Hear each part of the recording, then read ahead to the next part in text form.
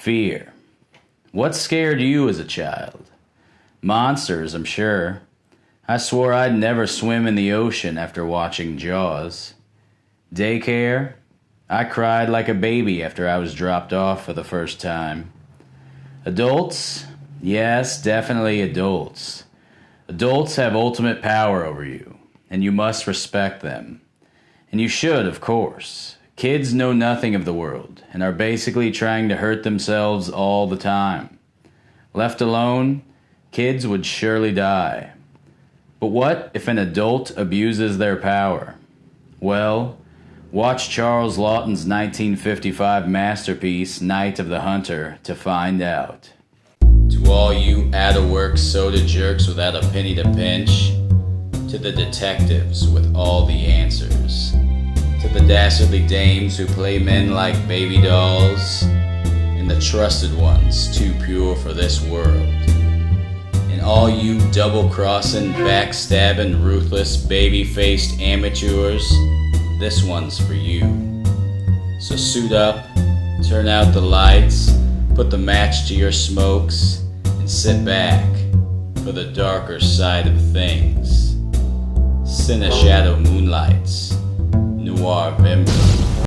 The film opens with an ominous score, followed by a children's lullaby. Dream, little ones, dream. Lillian Gish's face appears in the stars, with the children around her like angels. She is the guiding light. The next shot is of children finding a dead woman, followed by that of Harry Powell, played by Robert Mitchum in his greatest film role. He talks to the Lord, believing he's doing the Lord's work. There are things you do hate, Lord. Perfume-smelling things, lacy things, things with curly hair. He travels on. Harry hates women. Watching a woman dance one night, he's angered. He shoves his fist in his pocket and rips a switchblade through it. Oh, he's probably impotent or something. Getting locked up for 30 days for car theft, he meets a Ben Harper. Ben is to be hung for armed robbery and murder, and he has 10 grand hidden away somewhere. That money is now with his son John. Now, head of the family, he must protect Sister Pearl and Mother Willa. Evil is on its way when Harry gets out. This is personified with a deadly train moving fast, intercut with Icy Spoon, Willa's employer, telling her she needs a new husband. John and Pearl spot him first, as he casts a massive shadow at night on their bedroom wall.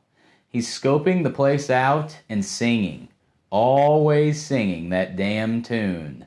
Leaning, leaning, safe and secure from all alarms. Harry is great at swooning weak-willed women and children, but not John. John knows better. Harry also has love and hate tattooed on his knuckles, which he uses to dramatize the Cain and Abel story. He gets in Icy Spoon's good graces, which is very easy to do. She's an idiot, and there's a very comical exchange when she talks about sex. A woman's a fool to marry for that. That's something for a man. The Lord never meant for a decent woman to want that. Not really want it. When you've been married to a man for 40 years, all that don't amount to a hill of beans. And I swear, in all that time, I just lie there thinking about my canning. It's so gross. What the hell is wrong with that lady? She convinces them to marry. And they have the worst wedding night ever. Willa thinks she's gonna get some, but Harry has plans of his own. You thought, Willa, that the moment you walked in that door, I'd start to paw at you in that abominable way that men are supposed to. Willa looks at herself and prays. Help me to get clean, so I can be what Harry wants me to be. I don't think this is gonna work out very well. Willa comes home one night while Harry is yelling at Pearl about the money.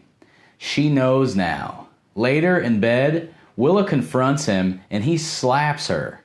This scene is extremely expressionistic, with dramatic angled sloping ceilings and high cast shadows. He stabs her with a knife and drives away. We see Shelley Winters later. Her body in the car underwater, hair floating amongst the fish. And wow, I gotta say, absolutely stunning photography by Stanley Cortez. Now, with nothing standing in Harry's way, he goes after the children. Pearl ends up blabbing in the cellar that the money is hidden in her doll. Harry, he's relieved.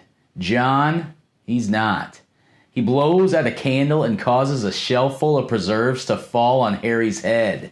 They run up the stairs as Harry chases them, looking just like Frankenstein's monster with his arms outstretched. His hands are slammed in the door and he howls like a mad dog. John and Pearl escape on a rowboat down the river as Harry screams some more. This river dream sequence is gorgeous. Watch it for yourselves. They end up at Miss Cooper's place after taking a nap. This is Lillian Gish. She is a heaven-sent angel, the everlasting mother. Cooper whips them into shape and scrubs them down. She's like a mother goose. I'm a strong tree with many branches for tiny birds. She reads the Bible to them and cares very deeply. Every line Lillian Gish speaks is meaningful. So amazing. And if I don't stop talking now, I'm going to spill every spoiler and I'll never quit. So please, go watch the movie. To wrap it up, everything is great about this film. The characters, especially Robert Mitchum and Lillian Gish, are amazing. The score is at times tense, dreamy, and hopeful. And the photography, ooh, mama! It's like you're watching a silent film that was made in 1955. And that's what Charles Laughton was going for, having all the actors watch D.W. Griffith films to prepare. Too bad this film was poorly received on release. Hollywood just didn't know how to market it. Is it a kid's film, an art movie, a noir? I wouldn't label it a noir. But if you have only to watch one film from this marathon, please, I beg you, make it this one. You will not be disappointed. It truly is one of the greatest films ever made.